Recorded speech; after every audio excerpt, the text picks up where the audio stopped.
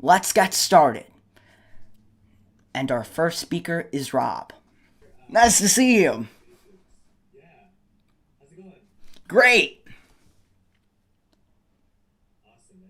So here we are. Sammy, really excited that you put me on here with these amazing speakers. It's always an honor. Mastering your interviews, that's something that we do. Thanks, Matt. Yeah, I'm glad that you're familiar with Thinkific.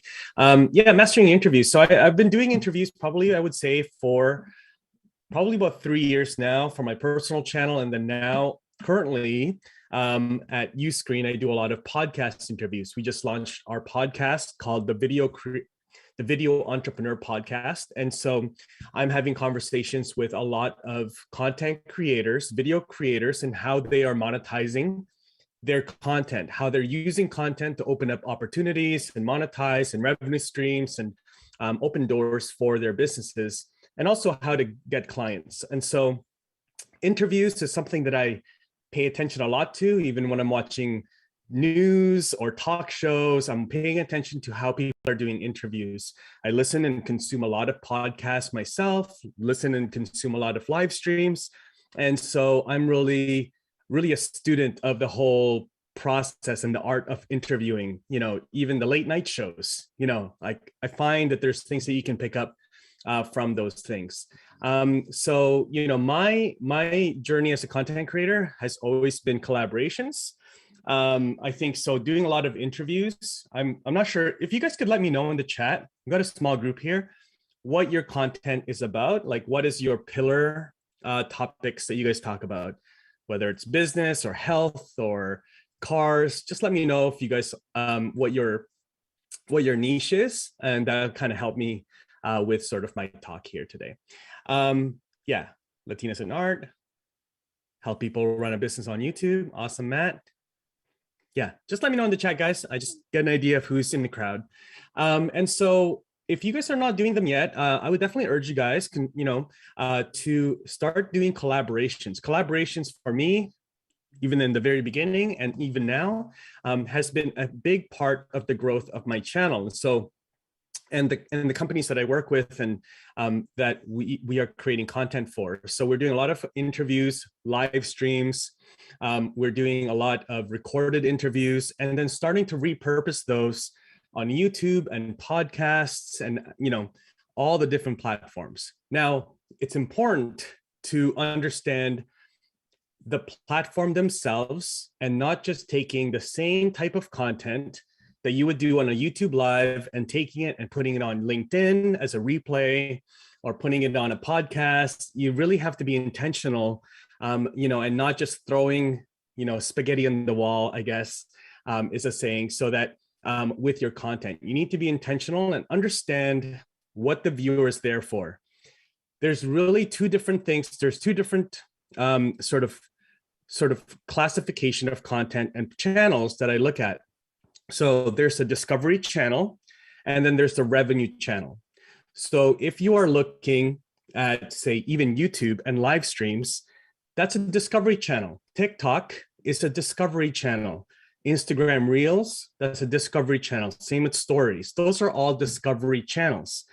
Where you then need to think about how you do this is that you need to be a content distributor as much as, or even more than being a content creator.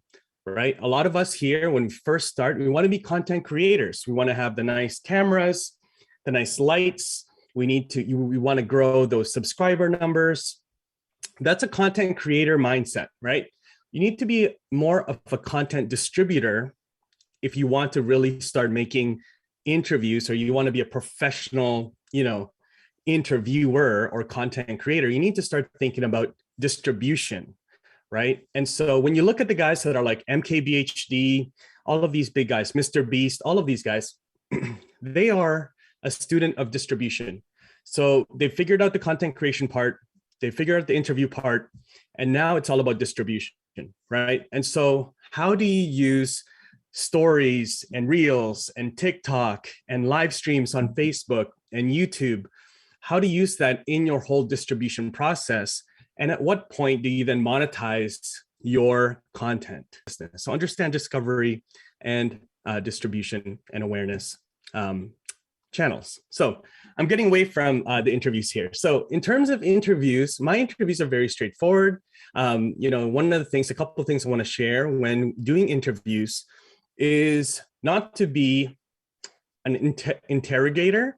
That's sort of one of the first things that happens here, is that when I first started, it was just like, hey, tell me about this. They would answer. I would get to my next question. So now it's becoming more, I want to make sure that it is organic. Even though we're promoting something, at the end of the day, every interview, there is something that the guest is likely promoting. There's something that's being promoted, whether it's an idea, a lead magnet, a program behind the scenes, because again, we're all businesses here.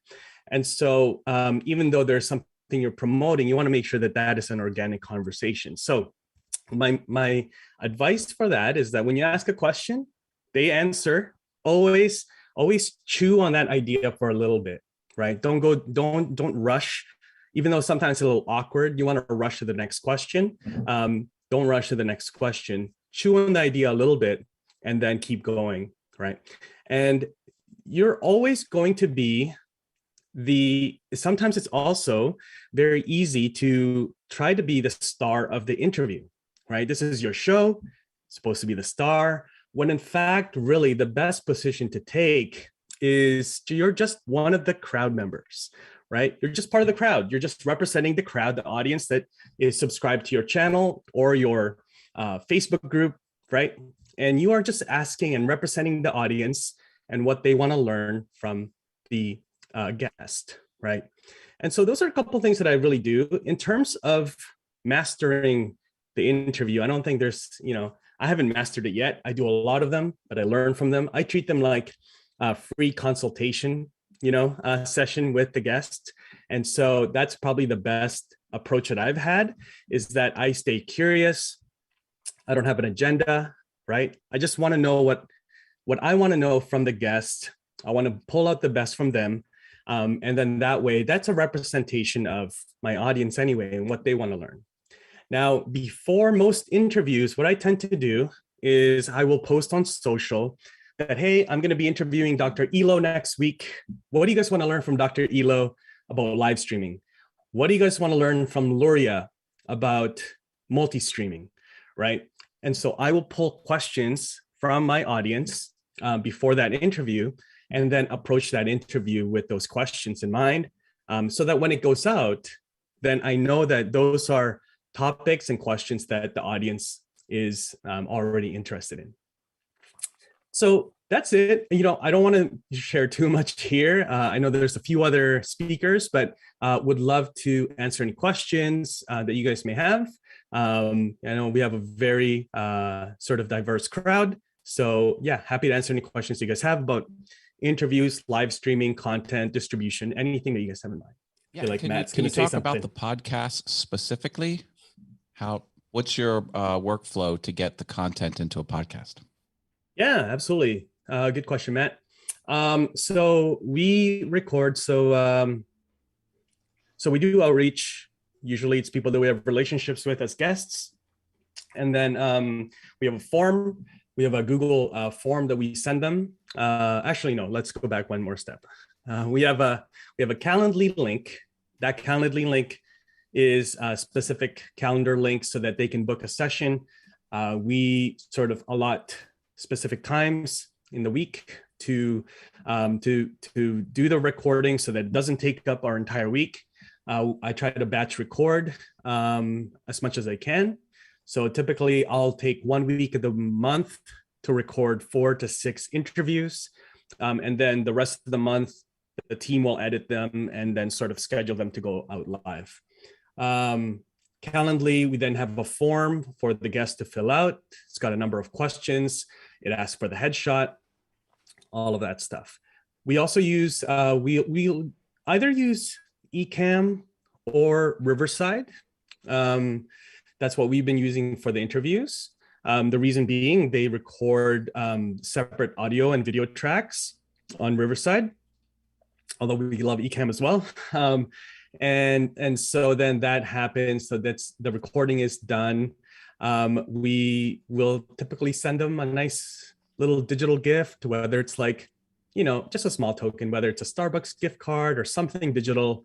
We'll send them swag as a thanks for that interview. We'll also ask them, is there anybody else that you think we should interview, right? And that sort of opens up our network to other creators and other experts in that space. Now, from there, we do a bit of editing because our podcast goes out to a separate Uscreen YouTube channel, so the video podcast, and then we also upload that a slightly different variation of the interview. The only difference is the intro and outro, because we upload it also to Anchor. So Anchor, it was on Buzzsprout. Our podcast was hosted on Buzzsprout previously, but Anchor allows us, because of their connection with Spotify, to have Spotify video. And so now we also upload to Anchor, and that goes out to all the podcast platforms. I don't know if, I can keep on going here, but basically from there, we promote it. We share a Google folder with some Square repurposed videos that they can share, the guests can share on social, also a vertical video that they can share on stories, promoting the podcast. And then eventually, probably next quarter, we'll also do a blog post as part of that flow. So Mommy Lala has one as well. Go ahead.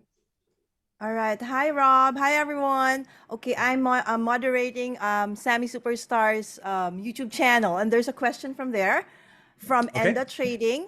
Okay, and he is asking, wonder, do you guys share the question with your guest beforehand? Yeah, good question. Yes, absolutely. Yeah, we share the guests beforehand. That just allows them to bring the best ideas forward to the interview. And so, yeah, we definitely do. We share an agenda. So it's just a one pager. It has questions. Now the questions, actually, it's a really good question. The questions typically will come from them. I would say 80 or 90% of the questions will come from them, because in the form that we ask them to fill out before the interview, we ask them, hey, what do you guys want to talk about? What are you passionate about right now? What are you working on?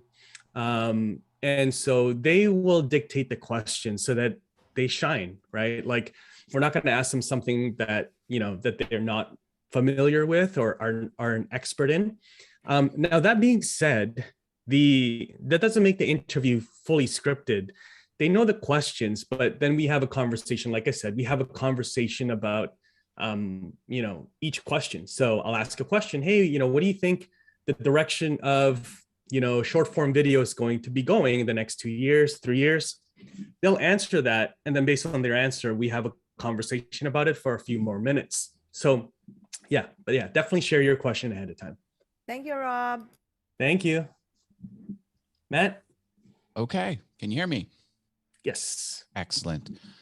So speaking of what you share with the interviewee, I would like to know everything that goes into any documentation, best practices. How do you make your interviewee the best interviewee, and what information do you give them? Things about maybe if it's video, how they're framed, things, the microphone, things about best practices, like what can you do to make the interviewee the best that they can be? I guess that's the question. Yeah, it's a really good question. We've been fortunate that just in the space that we're in, most of the people that we're interviewing are video creators. So they have set up similar to you, Matt. Like, they've got the lights, they've got the proper microphone. If we feel like, I want to think that one through. Yeah, because we haven't come across that before.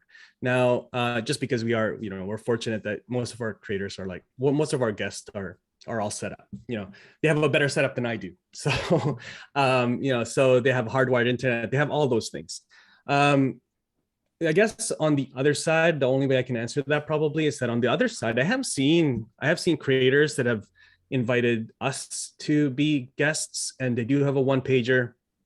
Hey, make sure that you have hardwired internet. You're not using AirPods, all of those things. So yeah, so if you tend to have if you're in a vertical or a niche where maybe not everybody is, as tech savvy as you, Matt, or myself, or Sammy, and may not have the setup, then it might be worth it to definitely have a one pager. I do remember one time where we had a partner where we had a Zoom call beforehand, just to introduce ourselves. And I did notice that their setup wasn't exactly sort of, up to par, I guess. And so they were using AirPods and, sort of like had a weird background. And so, yeah, we just kind of touch base and just kind of give them a heads up, like, hey, these are some things you want to try, because this is going to be going on YouTube. And so for the most part, when people hear that, then I remember our partner, he said, well, no problem. Okay, cool. Like, let me go out and what mic do you suggest? And he got a mic from Best Buy and stuff like that. So, most people, once they hear that this is going on a podcast, this is going on YouTube, your video is going to be there, people care, quite a fair bit about their appearance. So they'll take a couple extra steps to show up better.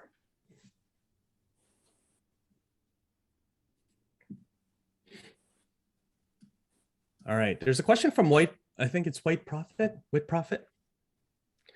asking, do you utilize a green room prior to a live show? Yeah.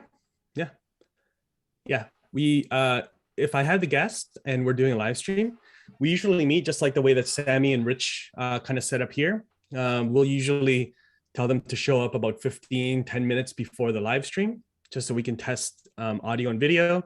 And then yeah, there's a bit of a green room for sure.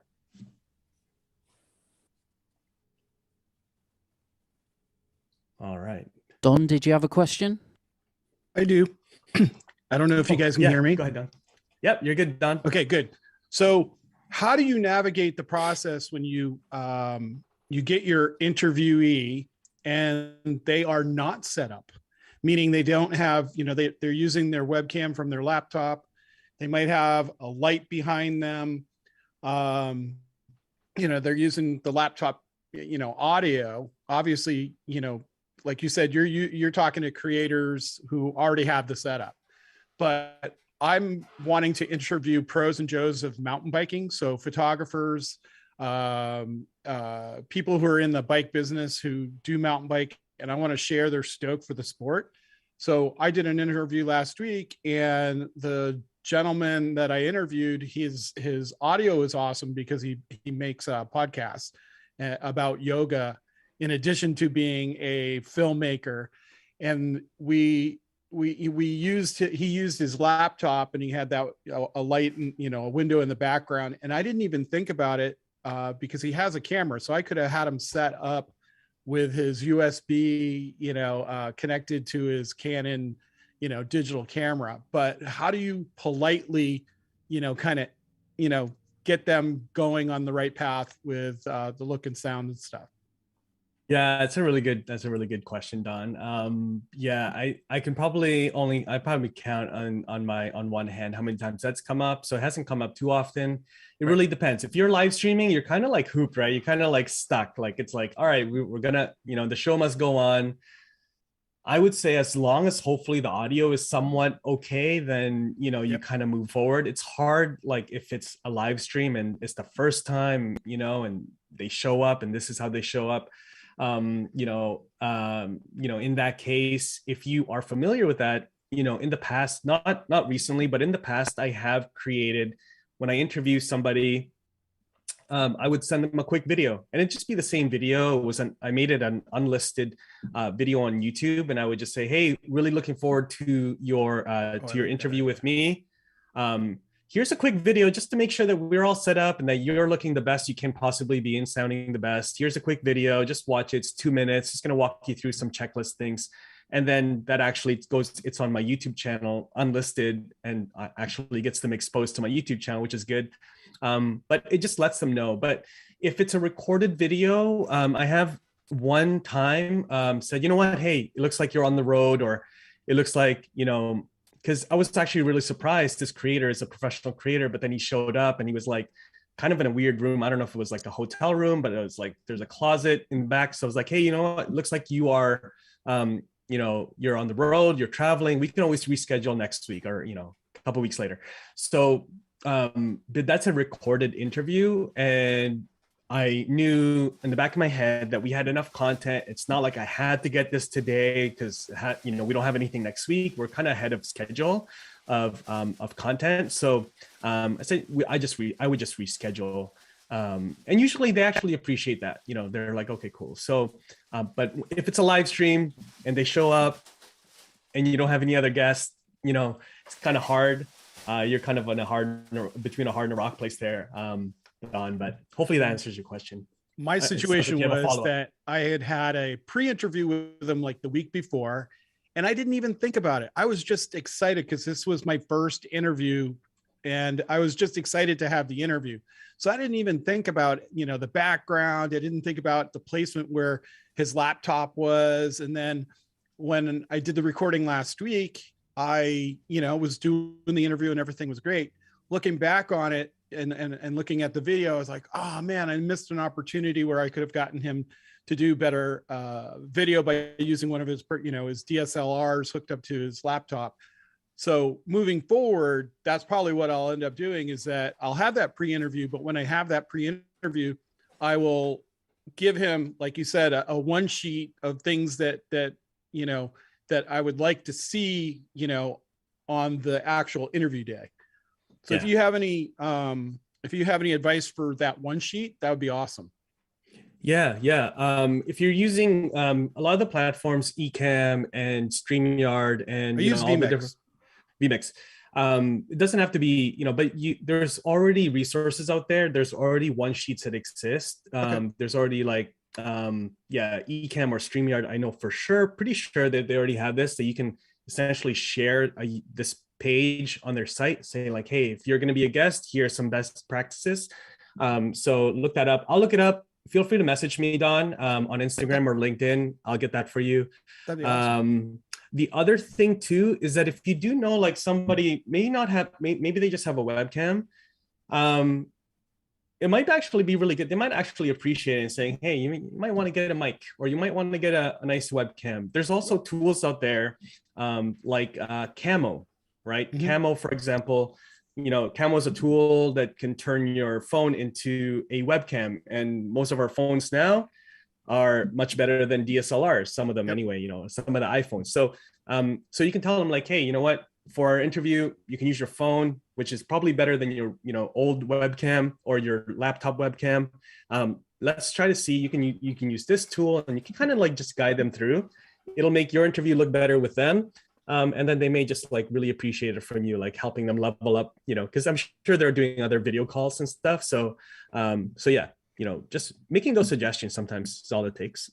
I was thinking that if things got more successful, I could create a kit that I could mail to, ship to them, and then they can return it. That's another good option I've heard people do. Yeah, absolutely. Cool. Thank you so much. Yeah, thanks, Don. Matt, go for it. All right. Another question coming at you. Thank you for this. This has been awesome. Can you speak to the collaboration aspect? That's one of the first points that you hit. Like, what type of uptick in audience do you get from your interviewee typically? I guess that's the question. What can you expect? Yeah. It's a lot of different factors. It depends on the guest. The guest that you're bringing in most likely has a guest or has an audience that you would like to get in front of as well. Like, that's probably why you guys are talking. You guys are in the same, niche.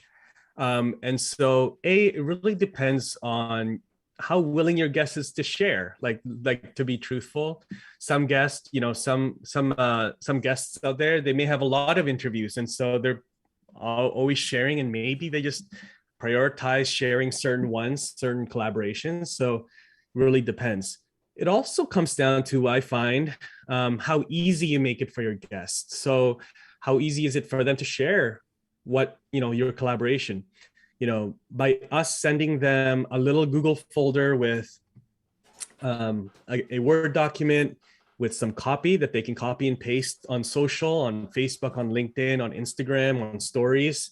it goes a long way, right? They don't have to think about it. They can even, if they have an assistant, they can ship it off to their VA and then just put it into their content calendar, right? Their Agora Pulse or Hootsuite or whatever tool they use. So it makes it really easy. And then the image, image, square image, tall image, stories, video clips, things like that.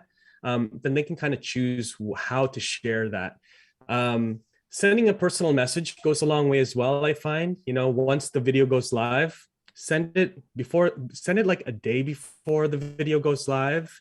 That way they know that it's happening tomorrow, and then they can expect like, hey, even if they don't share it, even if they don't post it themselves, you can give them a heads up like, hey, our interview from a couple of weeks ago is going to go live tomorrow. You'll probably see it on Twitter. We're going to tag you everywhere. We'd love for you to share it. Even if they don't, at the very least, we find that they're at least retweeting it, right? So they're retweeting or reposting, they're resharing it on stories from your profile, which is still good. It brings, traffic back to you and kind of grows your social following. So those are the things with those. Now, if it's a live stream, obviously you're going to have a thumbnail, you're going to have the live stream scheduled ahead of time. If it's on YouTube, you can tag them in the title and also in the description, right? If they have a significant channel, you're able to tag them on YouTube. And so they'll see that, they'll get notified and potentially share it in their community tab on YouTube.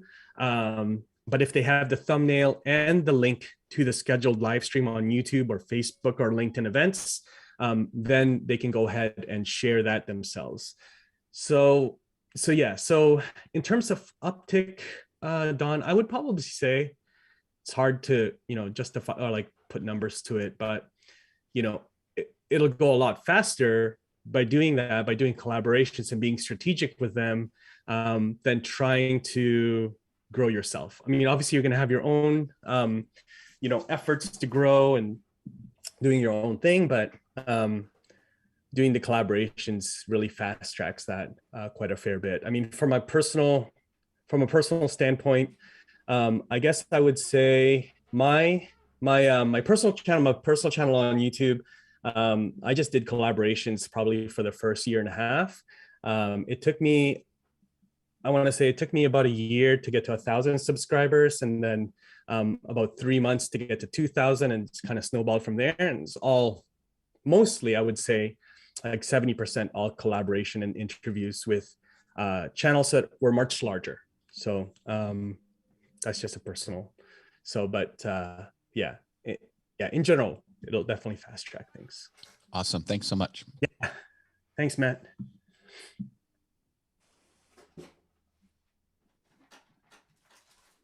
All right. I think all the questions were answered. Awesome.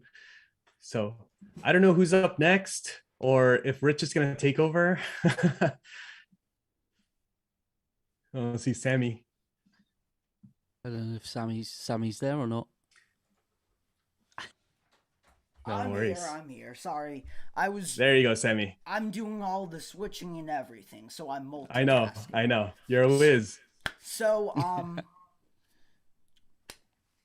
can I pick your brain for a couple more minutes because we have some time? Of course. Okay. So, why do you think interviews are important for growing a channel? Because I know you work at Uscreen and you have your own and you do a lot of interviews. So why do you think that's really important? Yeah, good question, Sammy. People are saying, Sammy, your audio is a little low. So just, all good. You're all good though. Interviews are really important. So here's the thing, like, sometimes we want to know the answers. We want to be the go-to person for our audience. Obviously because, we want to serve our audience. It's our channel, it's our content, all of that stuff. But the reality is, even within, let's say, YouTube experts, in that niche, you can't possibly know everything. You can't have the best answers or the best knowledge or the best experience. to give to your audience. So if you really are trying to serve your audience the best way that you can, that's going to take team effort. And so, don't be afraid to do collaborations. Don't be afraid to do interviews. A lot of people don't do interviews because they're afraid that their audience will sort of steer away from them and start, following this other person and going through their programs and, being part of their community. The reality is, most people, including ourselves, you look at your own behaviors on YouTube, you're learning from multiple people, right? You're learning YouTube from Nick Nimmin and Roberto Blake and Daryl Eves and Jessica Stansberry. You're not learning from just one person. And so, and each of them, they have a different angle and a different perspective to share, right? So if you want to learn about brand deals, you're gravitating to certain experts. If you want to learn about YouTube Shorts, you're learning from somebody else, right? If you want to learn about live streaming on YouTube and how to drive them to your landing pages, you're learning from them. So, don't be afraid to pull people in because that's going to serve your audience best. Now, that's going to serve your audience best. So Sammy, to answer your question, that's really it. It's just, don't be afraid to do collaborate. There's more than enough business out here for everybody. And so, interviews are the way to go. I think, Mommy Lala, you have a question or hands up? All right, Rob. Again, I'm coming in from Sammy Superstars YouTube channel, and Awesome. Jason Perry is asking, what are your thoughts on embedding multiple interviews, both video and podcasts, inside of a digital magazine as a way of creating a viral effect of distribution? Viral effect inside of a digital magazine. Inside of a digital magazine.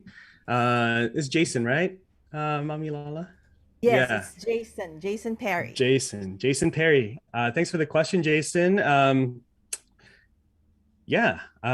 think I might probably need a little bit more information on what you mean by digital magazine. If you mean by sort of a paywall like channel where it's private, I'm not sure if that's what you mean. Feel free to expand.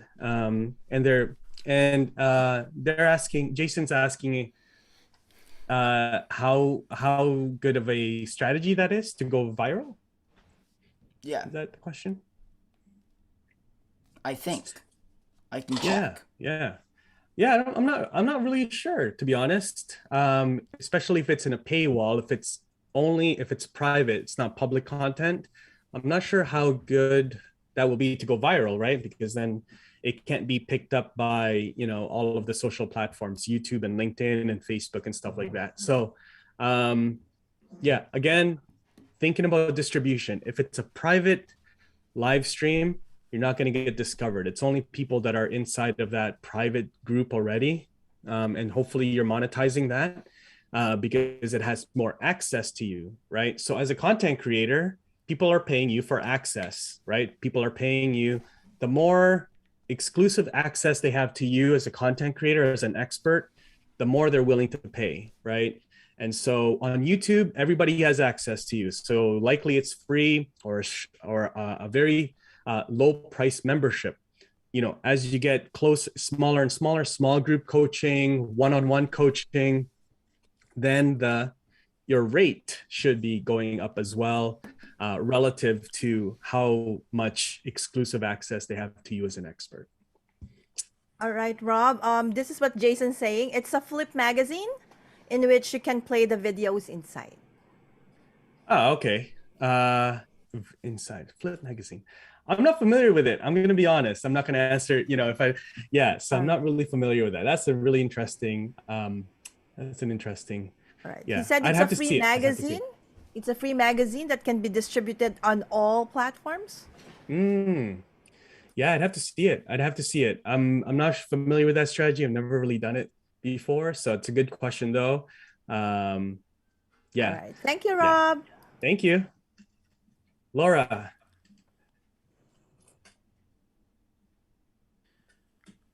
Laura, you're on mute. If you've got a question. Yes, I do. Sorry, guys. Okay, No I'm worries. I'm on my phone. Hey, everybody. I'm really excited to be here. Hi, Lala.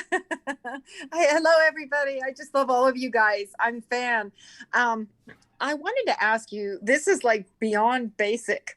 I'm on my phone and I got in here through a link that I got on my Discord. How can I get on here on my actual computer for the weekend with everything that's going on? I'd like to join on my computer. I'm an e-cammer, and am I supposed to have a link of some sort on my mail or something? Yes, everyone got a email that sent the link with the Discord link and the Zoom link, so you can open the link. Okay, let me check my email. It might have gone into, I don't think it would have gone into my junk. Okay, I know that sounds super basic. I have a ton of questions, but right now, is this, I just now got in on this. I work and I just finished up with a student. So I saw that you guys were on. I'm like, yes. Where are we at in the conversation as far as what subject are we talking about on questions right now? I don't want to go on a rabbit trail.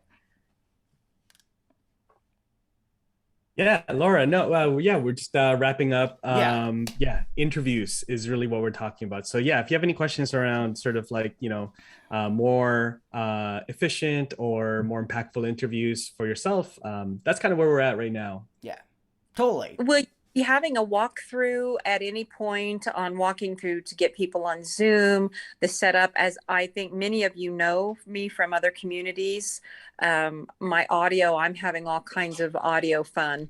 And will you be doing at any point in the weekend some kind of audio walkthroughs? I am going to do that. Sure, you some help. Yeah, Rich or Sammy? No, I think Sammy is covering that one. Yeah. Yeah. Thank you. No problem. That's tomorrow. Awesome. So if anyone else has a question, you can put a Q in the chat or you could raise your hand. And if we're done with Rob, that's fine. And then we're going to have a little 5-minute, 10-minute session just to stretch and, because this has been going on so far, but sometimes you like to stretch because you're in front of the computer. So if no one else has any questions, then I think thank you to Rob for coming, and yeah. Awesome. Cool. Sammy, yeah, thank you. I'll be hanging out. I'll drop my email as well if you guys have any questions, anything I can help with beyond this. But it's been really fun hanging out with you, Sammy and Rich, and Dr. Elo, I see you, and Lala as well. Don, thanks for the question. But yeah, I'll drop my email in the chat. If you guys have any questions or anything, don't hesitate to reach out. And thanks again for sharing the stage with me, Sammy. No problem. That would be amazing. I'm gonna email you because I got a couple of questions, but they're not interview related. So I think they're more to do with what you do. So yeah, I'm definitely gonna hit you up on that. Yeah. Sounds good, Rich. Thank you. And I need to know what mic you're using because it's it's crisp, real crisp. Oh, thank you. It's a Sennheiser. Oh, there you go. Nice, awesome. Yeah. Email me. Lala, thank you again. We'll see you guys soon. Can I just hang out here, Sammy, or are you gonna start a new session? Out. And Rich, cue that music until the next person. That's Dr. Yeah, definitely. I'm going to take over now. Thank you, Rob, for that. That was amazing. Really good start to the conference. Thank you so much for all your insight and your help. That's brilliant. I'm going to start off with a bit of James Brown, I think.